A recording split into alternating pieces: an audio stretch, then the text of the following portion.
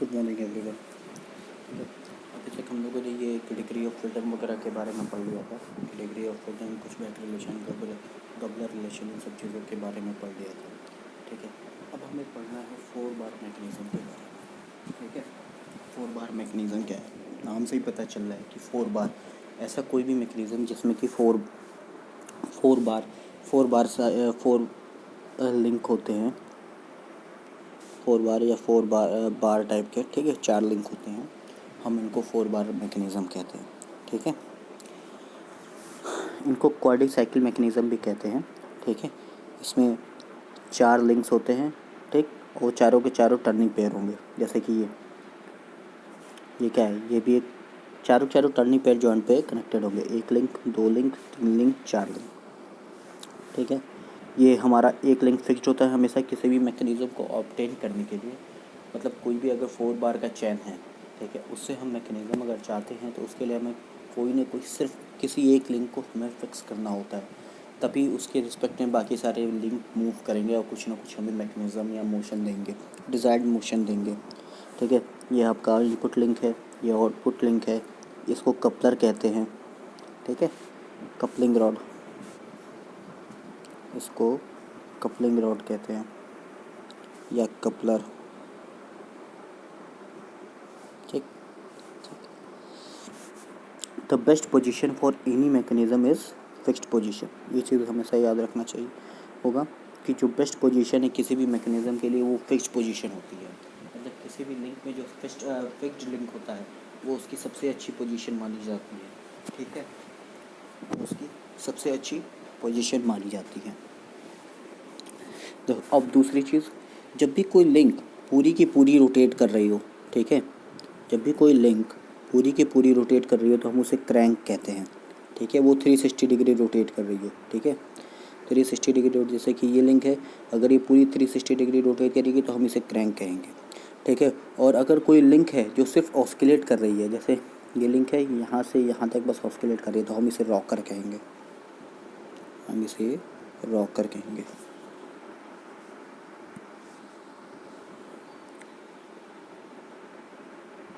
Rocker.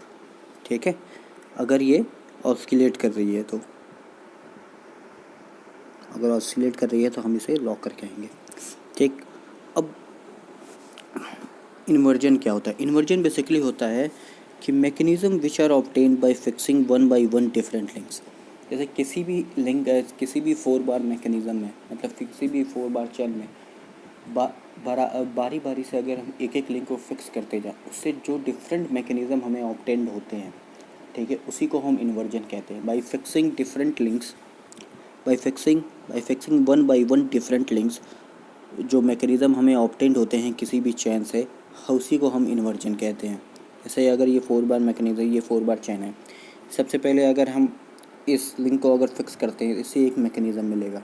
ठीक है, फिर उसके बाद अगर हम इस लिंक को फिक्स करते हैं, इसको फ्री कर देते हैं, तो हमसे हो सकता है दूसरा मैकेनिज्म मिले। उसी तरह बारी बारी से अगर हम चारों लिंक को एक एक करके मैकेनिज्म फिक्स करेंगे, बारी बारी चारों लिंक को एक एक करके, तो उससे डिफरेंट जो मैकेनिज्म मिलते हैं उसी को हम इन्वर्जन कहते हैं। ठीक है, तो 4 बार मैकेनिज्म के केस में जो हमें पढ़ना है, 4 बार मैकेनिज्म के केस में हमें 3 तरीके की मैकेनिज्म मिलेंगी। एक तो डबल क्रैंक, ठीक है, दूसरा क्रैंक रॉकर, और तीसरा डबल रॉकर। ठीक, ये 3 तरीके की मैकेनिज्म मिलेंगी डिफरेंट तरीके के लिंक को फिक्स करने पे। ठीक है, ये अभी हम आगे देखेंगे। ठीक है, डिफरेंट तरीके के लिंक को फिक्स करने पे हमें 3 तरह के मैकेनिज्म मिलेंगे। एक तो डबल क्रैंक,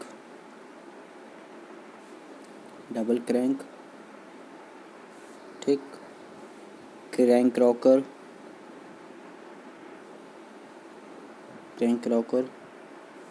उसके बाद डबल रॉकर। ये 3 तरह के मैकेनिज्म मिलेंगे। डबल रॉकर मतलब इनपुट लिंक और आउटपुट लिंक दोनों के दोनों ऑस्किलेट कर रहे हैं।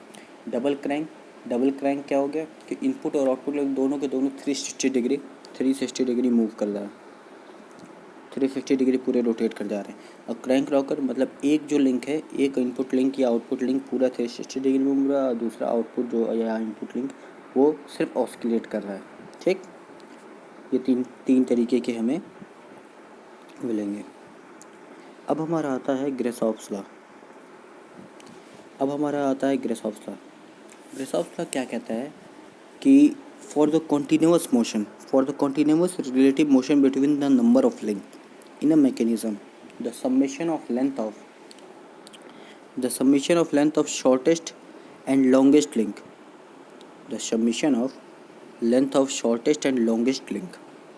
ठीक है, should not be greater than summation of length of other two links, ठीक है, should not be greater than summation of other two links। ये कहता है कि किसी भी लिंक कोई भी अगर चैन है या मैकेनिज़्म है, अगर वो उनके अंदर कॉन्टिन्यूअस रिलेटिव मोशन तभी होगा अगर उनकी शॉर्टेस्ट और लॉन्गेस्ट लिंक का जो लेंथ का सम होगा, ठीक है, वो कम होगा बाकी अदर दोनों लिंक के लेंथ के सम से, ठीक है। फॉर कॉन्टिन्यूअस रिलेटिव मोशन, ये चीज़ बहुत ज़रूरी है, क्योंकि जब कोई भी मैकेनिज्म में जब कॉन्टिन्यूअस रिलेटिव मोशन होगा तभी वो हमेशा कॉन्टिन्यूसली मूव करता रहेगा इनपुट मिलने पे, ठीक है, वो हमेशा मूव करता रहेगा और जिससे कि हमारा मैकेनिज्म हमेशा वर्क करता रहेगा। इसलिए ये कहता है कि इसमें कॉन्टिन्यूअस रिलेटिव मोशन की रिक्वायरमेंट क्यों है, ठीक है। तो ग्रेसहॉफ्स लॉ बहुत इंपॉर्टेंट लॉ है। ये बताता है कि कोई भी मैकेनिज्म मूव उनके अंदर कॉन्टिन्यूअस रिलेटिव मोशन होगा या नहीं, ठीक है। तो ये क्या कहता है कि अगर जैसे मान लो कोई भी ये मैकेनिज़्म है, ये फिक्स है, मान लो ये शॉर्टेस्ट लिंक है, ये लॉन्गेस्ट लिंक है, और ये P है और ये Q है, तो ये कहता है कि S plus L shortest plus longest link का जो लेंथ है वो P प्लस Q के कम होगा फॉर कॉन्टिन्यूअस रिलेटिव मोशन, ठीक है। फॉर कॉन्टिन्यूअस रिलेटिव मोशन में यहाँ कह रहे हैं for the continuous relative motion between the number of link in a mechanism, the summation of length of shortest and longest link should not be greater than summation of length of other two links for at least one revolving crank in a 4-bar mechanism, ठीक, for continuous relative motion of the link, ठीक।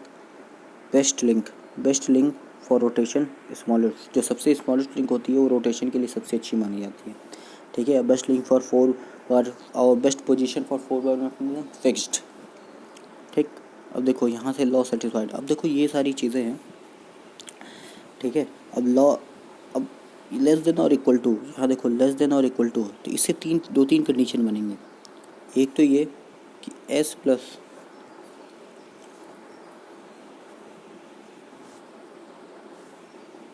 अब देखो यहाँ क्या है, S plus L P plus Q, ठीक, मतलब S plus L is equal to P by P plus Q भी हो सकता है, ठीक है, और S plus L less than P plus Q से भी हो सकता है, या ठीक है। तो सबसे पहली कंडीशन आती है जब S प्लस एल, सबसे पहली कंडीशन आती है जब S प्लस एल की वैल्यू लेस देन और equal to P plus Q है, तो हमारा लॉ सेटिस्फाइड है। सबसे पहली चीज़ लॉ सेटिस्फाइड है, ठीक है। फिर उसके बाद क्या होता है, अब हम ये अगर मान लेते हैं कि हम स्मॉलेस्ट लिंक को फिक्स करते हैं तो हमें हमेशा डबल क्रैंक मिलेगा, डबल क्रैंक मैकेनिज्म। अगर जब भी किसी भी मैकेनिज्म में अगर स्मॉलेस्ट लिंक हमारा फिक्स्ड है तो हमें डबल क्रैंक मिलेगा, ठीक है। और अगर हम स्मॉलेस्ट लिंक को फिक्स्ड लिंक के एडजेसेंट मिला दिए, जैसे ये फिक्स्ड लिंक है और स्मॉलेस्ट लिंक ये है, ठीक, तो उस केस में हमें क्रैंक और रॉकर मिलेगा। ये तो 360 डिग्री मूव करेगा, लेकिन ये जो है ऑस्किलेट करेगा, ठीक है। और अगर स्मॉलेस्ट लिंक को हम कपलर में डाल दें, मतलब इस पोजीशन पे डाल दें, तो हमें हमेशा डबल रॉकर मिलेगा। देखो कुछ इस तरह बनेगा,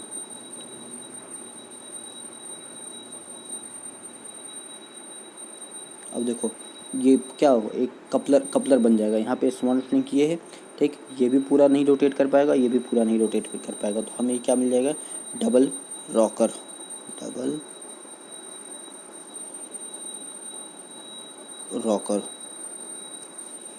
हमें क्या मिल जाएगा, डबल रॉकर मिल जाएगा, ठीक है। ये तब कंडीशन है, जब एस प्लस एल की value less than P plus Q से है, less than P plus Q के है। ठीक, अब दूसरा कंडीशन आता है कि एस प्लस एल की value is equal to P plus Q हो। ठीक है, और इसमें दो कंडीशन बन सकते हैं, S plus L is equal to P plus Q हो। ठीक है, इसमें दो कंडीशन बन सकते हैं, या तो सारे की लेंथ डिफरेंट हो, या ये हो सकता है कि दो साइड इक्वल हैं, दोनों अपोजिट साइड इक्वल, दो साइड्स इक्वल हों, कोई भी दो साइड, जैसे ये इसके इक्वल हो, ये इसके इक्वल हो, मतलब दो साइड इक्वल हो। ठीक, इस तरीके से भी बन सकता है। तो सबसे पहले ये देखो, S plus L is equal to P plus Q not having pair of equal lengths. ठीक है, नॉट हैविंग, जब इक्वल लेंथ नहीं हो, सबके डिफरेंट लिंक हो, तो लॉ तो सेटिस्फाइड होगा। तो जो ये तीनों कंडीशन हैं सारी की सारी इसके लिए अप्लाई हो जाएंगी, इसके लिए भी वही अप्लाई होंगे।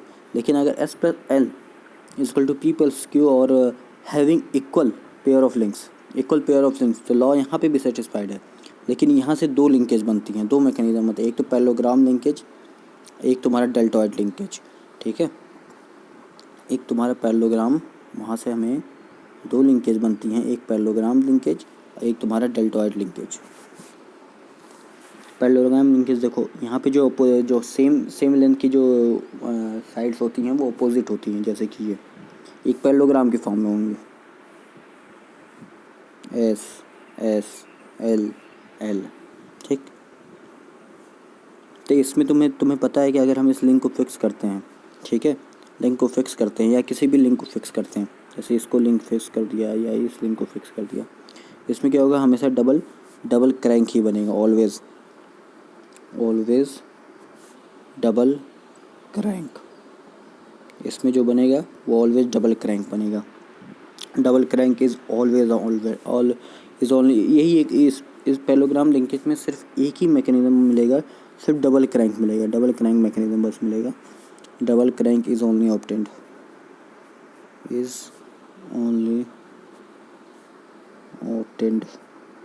ठीक, डबल क्रैंक ही सिर्फ ऑब्टेंड होगा। डेल्टॉइड लिंकेज में क्या होता है कि हमारा जो सेम लेंथ के जो होता है, अभी तक जो सेम लेंथ वाले थे वो अपोजिट हुआ करते थे, अब क्या है, इसमें क्या होता है कि सेम लेंथ वाले एक दूसरे के एडजेसेंट होंगे।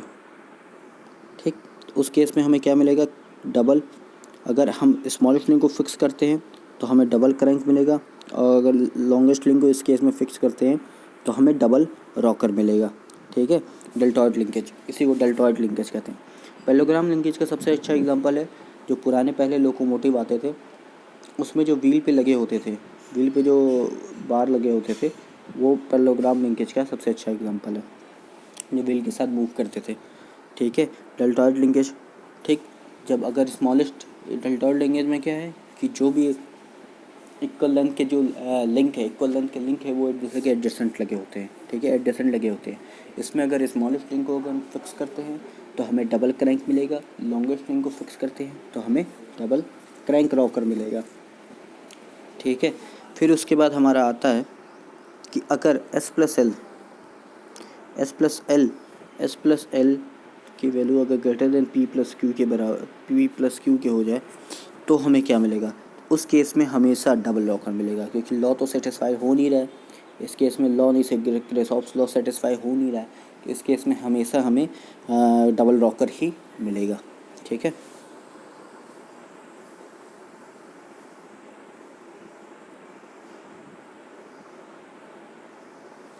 इस केस में हमेशा ही हमें डबल रॉकर मिलेगा।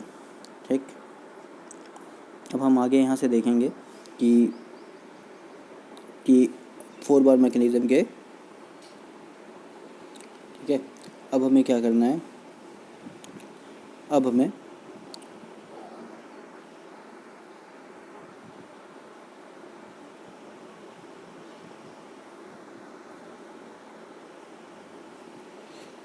क्या करना है, अब हमें ये देखना है practical example of 4 bar mechanism. जैसे ये बीम इंजन है।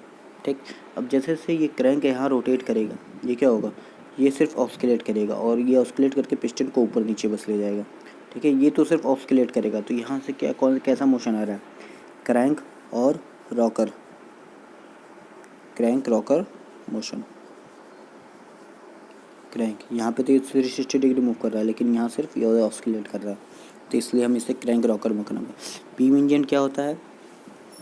Beam engine is a type of engine used to pump water, used to pump water. Beam engine is a type of engine used to pump water. और दूसरा example है तुम्हारा coupling rod of locomotive. ठीक है, ये आगे वाले wheel पे लगा होता है ड्राइविंग व्हील पे, ये पीछे वाले व्हील पे लगता है। बेसिकली ये होता किस लिए? ये बैलेंसिंग के लिए यूज़ होता है। ठीक है, ये बैलेंसिंग के लिए यूज़ होता है। ठीक है, जो अनबैलेंस फोर्सेस हैं उनको बैलेंस करने के लिए यूज़ किया जाता है। ठीक है, कपलिंग रॉड और पहले के इंजन्स में ये लगे होते थे। ठीक है, अब हमें आगे जो पढ़ना है, अब हमें सिंगल स्लाइडर, जैसे हमारे जो सिलेबस में, हमारे सिलेबस में सिंगल स्लाइडर क्रैंक मैकेनिज़्म का ही सिंगल स्लाइडर और डबल स्लाइडर के कुछ मैकेनिज़्म का ही इन्वर्जन पढ़ना है। मतलब बारी बारी से हम क्या करेंगे कि एक एक लिंक को फिक्स करेंगे और उसके बाद देखेंगे उससे कैसा मोशन ऑब्टेंड हो रहा है। ठीक है, तो सबसे पहले single slider crank mechanism. Single slider crank mechanism सबको पता है कि 4 लिंक हो गए। ठीक है, 3 टर्निंग पेयर होंगे और 1 स्लाइडर होगा। इसका सबसे अच्छा एग्जांपल है हमारा आईसी इंजन। ठीक, आईसी इंजन ये देखो, यहाँ पे ये क्या है? सिलेंडर, ये सिलेंडर फिक्स्ड है, सिलेंडर फिक्स्ड है। ठीक, एक स्लाइडर भी है। ठीक है, हमारा ये 1 turning pair, 2 turning pair, 3 turning pair, 3 turning pair भी हैं। ठीक है, और 1 स्लाइडर है। इंजन हमारा फिक्स्ड है, तो हमारा ये क्या हो गया? Single slider crank mechanism, basic single slider crank mechanism. अब इसमें देखो सिलेंडर फिक्स्ड है, तो हमें इनपुट कहाँ पे देना है? एक तो या तो हम पिस्टन पे दे सकते हैं या तो क्रैंक पे दे सकते हैं। ठीक है, किसी एक पे इनपुट देंगे, दूसरे से आउटपुट लेंगे। तो जब हम क्रैंक पे आउटपुट लेते हैं तो हमारा रेसिप्रोकेटिंग इंजन बन जाता है ये। ठीक है, और जब क्रैंक पे हम इनपुट देते हैं तो ये हमारा रेसिप्रोकेटिंग कंप्रेसर बन जाता है। ठीक है, सिर्फ यही फ़र्क है।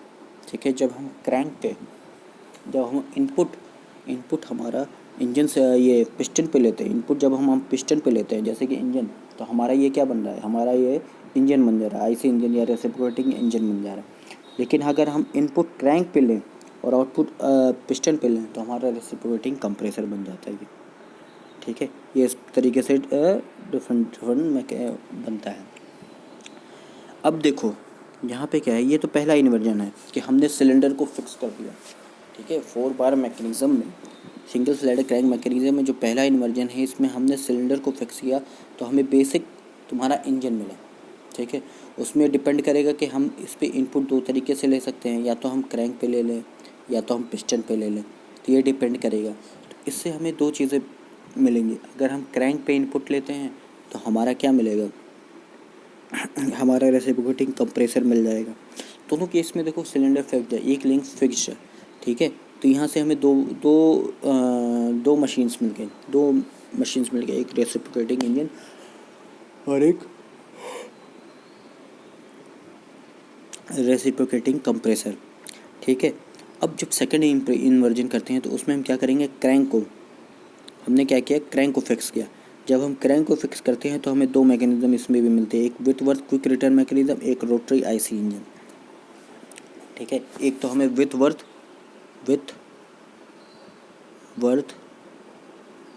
क्विक रिटर्न मैकेनिज़्म और रोटरी आईसी इंजन, ये 2 मैकेनिज़्म मिल गए। ठीक, अब हमने क्रैंक को फिक्स कर दिया। अब हम अगला टर्म में करेंगे, तीसरा इन्वर्जन हमारा क्या है? तीसरे इन्वर्जन में हमने कनेक्टिंग रॉड को फिक्स कर दिया, तो इससे हमें 2 मैकेनिज़्म मिल गया, क्रैंक एंड स्लॉटेड लीवर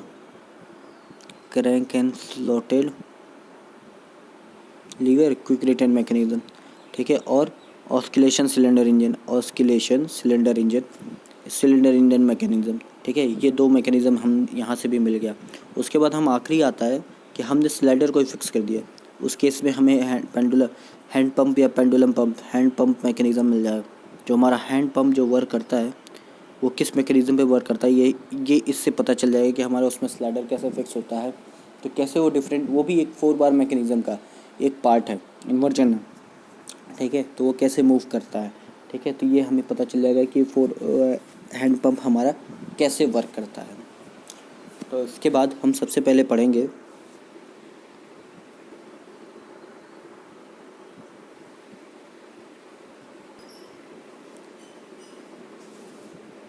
अब हमें पढ़ना है crank and slotter lever quick return mechanism, ठीक है। तो हमें ये पता है कि crank and slotter lever quick return mechanism में हमारा जो फिक्स्ड क्या होता है, कनेक्टिंग रॉड फिक्स्ड होता है, ठीक है। ये हमारा यहाँ पे देखो कनेक्टिंग रॉड है, ये हमारा कनेक्टिंग रॉड है, ठीक है। ये हमारा स्लॉटेड बार है, इसके अंदर एक स्लाइडर है जो मूव कर रहा है, ये हमारा क्रैंक है, ठीक।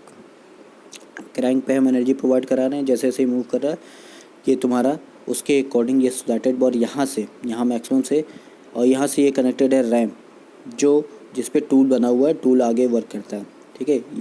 ये जो तुम्हारा स्लॉटेड लीवर है ये तुम्हारा यहाँ से मैक्सिमम यहाँ तक ऑस्किलेट करता है, ठीक। जब यहाँ पे होगा फिर ये इसको लेके इधर ले जाएगा, फिर जब ये नीचे की ओर आएगा तो ये इधर की ओर मूव करने लगेगा, स्लॉटेड बार जो है इस साइड मूव करने लगेगा। तो एक चीज़ यहाँ से ये पता चलेगी कि जो क्रैंक है वो 360 डिग्री पूरा रोटेट कर रहा है, लेकिन ये जो है स्लॉटेड बार जो है वो सिर्फ ऑस्किलेट कर रहा है इसके बीच में, ठीक है। तो जब हमारा क्रैंक, जब फिगर देखोगे तो ये पता चलेगा जब क्रैंक हमारा यहाँ पे था, ठीक है, तो ये क्या करेगा फिर जब जैसे जैसे ये ऊपर की ओर बढ़ेगा, जब स्लॉटेड बार को आगे की ओर ढकेलेगा तो ये क्या है, कटिंग स्ट्रोक। तो यहाँ पे हमारा ये जो एंगल है और यहाँ तक आएगा ये, ठीक। तो ये जो एंगल है बीटा हमारा जो है वो है तुम्हारा कटिंग स्ट्रोक, बीटा हमारा कटिंग स्ट्रोक है, ठीक।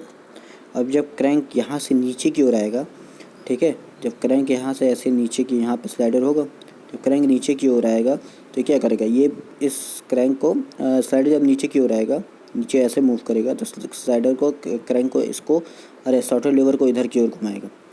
तो ये तुम्हारा क्या हो जाएगा, ये अल्फ़ा क्या हो जाएगा तुम्हारा रिटर्न स्ट्रोक।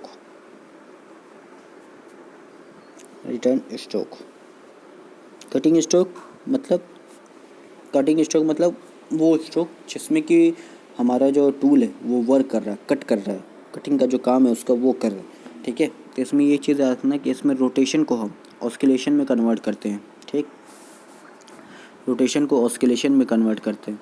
अब यहाँ पे देखो अगर ये नीचे अल्फ़ा तुम्हारा है पूरा, ठीक, ऊपर बीटा है, और alpha plus beta is equal to क्या हो जाएगा 360 डिग्री, ठीक।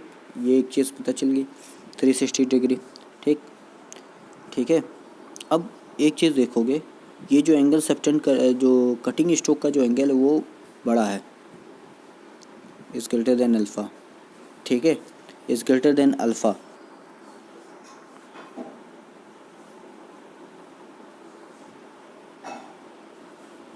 कटिंग स्ट्रोक का जो एंगल है वो बड़ा है, ठीक है। तो इसका मतलब क्या हुआ कि जो time taken by cutting stroke भी बड़ा होगा, time taken as compare to time taken by return stroke, ठीक।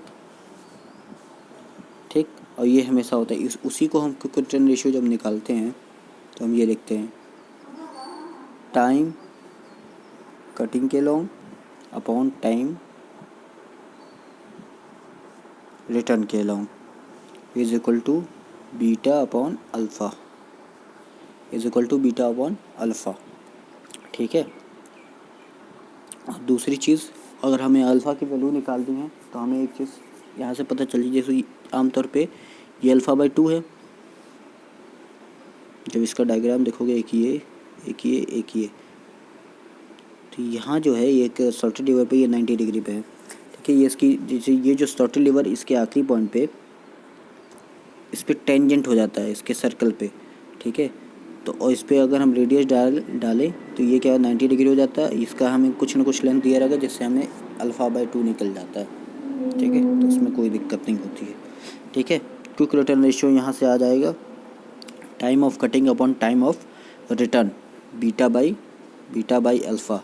और एक चीज़ हमेशा याद रखना, क्विक रिटर्न रेशियो की वैल्यू ऑलवेज ग्रेटर देन 1 होती है, ऑलवेज, क्योंकि हम ये कटिंग स्ट्रोक कि किसी भी मैकेनिज़्म में कटिंग स्ट्रोक में टाइम लगता है और रिटर्न स्ट्रोक बहुत जल्दी रिटर्न होता है, जिससे कि हमारा जो प्रोडक्शन टाइम है वो डिक्रीज़ हो। ठीक है, देखिए रिटर्न स्ट्रोक में कोई काम तो होता नहीं है, तो हम चाहते हैं कि वो जो प्रोडक्शन टाइम है वो कम से कम टाइम में कवर हो जाए, कम से कम टाइम में वो हो जाए। ठीक है, ये हमारी कोशिश होती है। ठीक है, इसीलिए कहा जाता है क्विक रिटर्न रेशियो में की वैल्यू ग्रेटर देन 1 होती है। ठीक है, ऑलवेज क्विक रिटर्न रेशियो की वैल्यू ग्रेटर देन 1 होती है। लेकिन कभी कभी क्वेश्चन में ये भी की वैल्यू लेस देन 1 दे रखी होती है, तो इसका मतलब ये नहीं कि गलत क्वेश्चन दे रखा है। इसका मतलब ये होता है कि अल्फ़ा बाई बीटा की वैल्यू दे रखी है, हम इसे उल्टा कर लेते हैं। ठीक, अब दूसरा आता है स्ट्रोक लेंथ। स्ट्रोक मतलब जो हमारा रैम है वो कितना मूव कर रहा है। ठीक है, तो वो होता है, स्ट्रोक का फॉर्मूला क्या है, 2 सिंस कि हम क्रैंक एंड स्लॉटेड लीवर की बात कर रहे हैं। ठीक है, तो 2 इंटू लेंथ ऑफ क्रैंक, ठीक है, into length of slotted lever upon length of connecting rod. ये याद रखना, जिस मैकेनिज़्म की बात कर रहे हैं, क्रैंक और स्लॉटेड लीवर की बात कर रहे हैं, तो क्रैंक और स्लॉटेड लीवर का डिनोमिनेटर और न्यूमरेटर में होगा और कनेक्टिंग रॉड का इसमें कोई जिक्र नहीं होता है। ठीक है, कनेक्टिंग रॉड फिक्स होता है तो वो नीचे होगा। ठीक है, फिक्स चीज़ें हमेशा नीचे ही होती हैं, बेस पे ही होती हैं, तो कनेक्टिंग रॉड हमेशा नीचे होगा। और बेसिकली जो इसका स्ट्रोक होगा, अगर हम फिगर में देखते हैं, R1 से R2 या C1 से C2, यही इसका स्ट्रोक लेंथ होगा।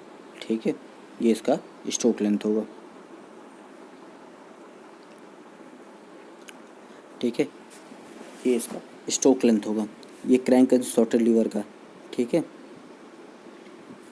क्रैंक एंड स्लॉटेड लीवर है। ये तुम्हारा शेपर प्लेनर मशीन वगैरह इसी मैकेनिज़्म पे वर्क करती हैं। शेपर या प्लेनर मैकेनिज़्म वगैरह जो हैं इसी मैकेनिज़्म पे वर्क करती हैं। ठीक है, तो उसके बाद यहाँ पे ये इसका क्विक रिटर्न रेशियो हो गया कि ग्रेटर देन 1 होती है। स्ट्रोक लेंथ हो गया। ठीक है, स्ट्रोक कितना आ रहा है ये हमें पता चल गया। फिर अगला जो हम पढ़ेंगे वो हम पढ़ेंगे with word quick return mechanism. ठीक है, उसके बाद ऑस्किलेशन सिलेंडर इंजन, जिसमें भी कनेक्टिंग रॉड ही फिक्स होता है विथ वर्थ में। या सबसे पहले हम ये देख लेंगे कि ऑस्किलेशन सिलेंडर इंजन कैसे वर्क कर रहा है। ठीक है, उसके बाद विथ वर्थ पे आएंगे,